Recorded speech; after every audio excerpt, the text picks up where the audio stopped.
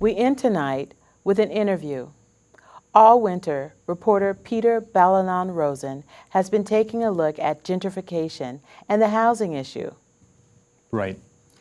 And he wanted to put it in a broader context, so he went to talk with Rebe Garofalo, a Union Square resident and a former University of Massachusetts dean and professor. Garofalo specializes in popular music studies, but he has written broadly on music, politics, and other issues. Hi, Professor Garofalo. Rebe, how are you today? Hi, Rebe. I've been working on a series about gentrification and housing right here in Somerville. I've seen your reports. Thank you. And one of the present things is there's a growing gap between the wealthy and the poor, not just here in Somerville, but throughout the country. Can you talk a little bit about this? I'd like to start off with a distinction between income inequality and obscene income inequality. And I think what's meant by that is, if you look at the data like, 40 or so years ago, the guy who made the most money at a given company was probably making 20 times more than the guy who made the least amount of money at the company.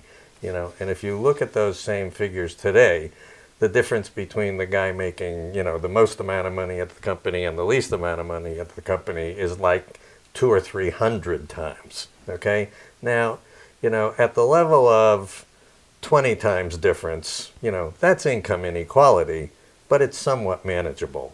At the level of 200 and 300 times, you're talking obscene income inequality. Right. I mean, that's something that I've seen through some of the readings I've been doing is graphs like this, where we see the richest 1% are getting obscenely rich compared to everyone else. Now, why would something like this be occurring? Well, I think we focus on all the wrong things when we try to think about inequality. When people get angry at inequality, they usually focus on something like the public service unions are making too much. Because I remember, a couple of years ago, the Police Patrolmen's Union won a 25% over 6 years contract. The firemen just scored 18% over 6 years.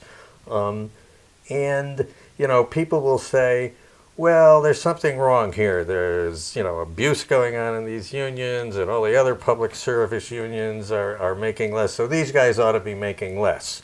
But my question would be, why is it that we come to the conclusion that these unions ought to be making less money rather than thinking, why isn't everybody else making more money?